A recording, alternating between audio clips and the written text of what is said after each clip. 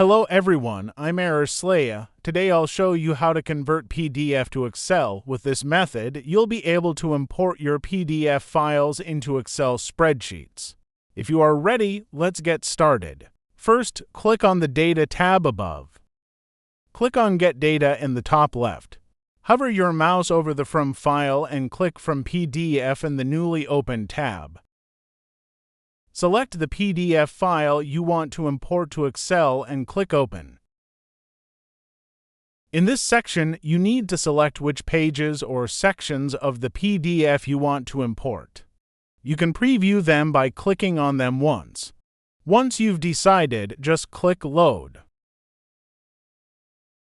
As you can see, the files have been successfully imported. Now let's test them to see if they match our PDF file. Yes, exactly the part 1 selected has been imported to Excel. I hope you found a How to Convert PDF to Excel tutorial helpful. If so, please subscribe to the Slaya YouTube channel and like the video. Have a good day.